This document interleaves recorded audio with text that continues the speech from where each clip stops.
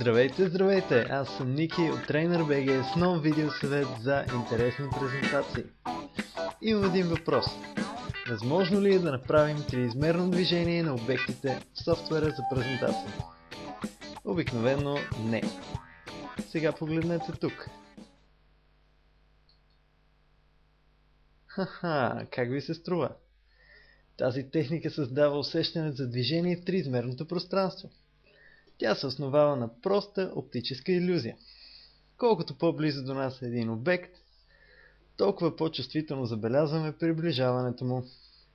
С други думи, ако планините отзад са много далеч, когато направим няколко крачки към тях, ще имаме усещането, че не сме се приближили изобщо. Но, когато направим няколко крачки към дървото, ще имаме усещането, че то се е приближило с няколко метра към нас.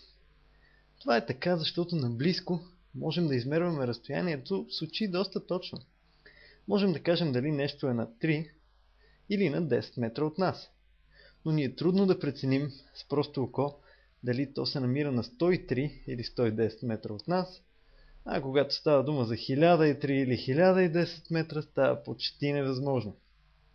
Сега, след като видяхме в какво се състои техниката, остава само да я приложим на практика. За тази цел трябва да намерим подходящи изображения, които да разположим едно зад друго. Ето още един пример.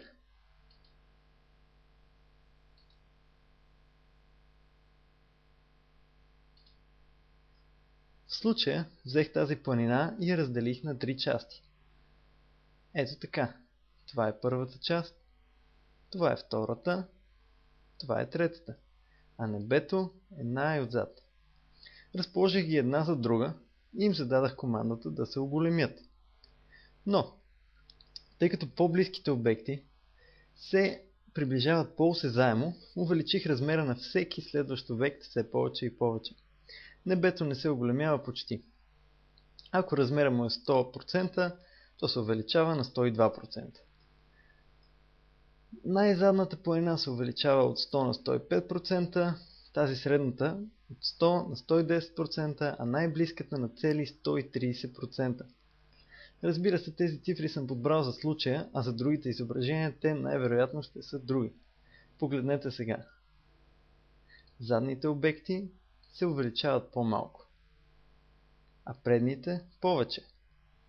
И е важно всичко това да се случва едновременно. Сега съм приготвил още един пример, с който да ви покажа, че няма нужда от специални умения на графичните редактори.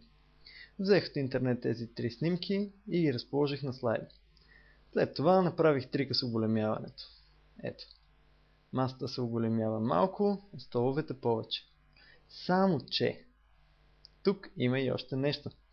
Понеже тези столове явно са твърде близко, когато направим няколко крачки, ще застанем почти между тях. Затова оголемяването е придружено с издърпване леко в страни. Това създава илюзията, че навлизаме между тях, а те остават в периферията. Ето така. Това беше съветът за интерактивни презентации. Тази техника изисква малко работа, но е много оригинална и ще отличи вашата презентация от всички останали. Така де, колко често сте виждали триизмерно движение в някоя презентация? Надявам се да съм ви бил полезен. Файловете от този видеосъвет можете да свалите напълно безплатно от TrainerBG. Очаквайте още свежи материали по темата, а до тогава бъдете креативни и се забавлявайте.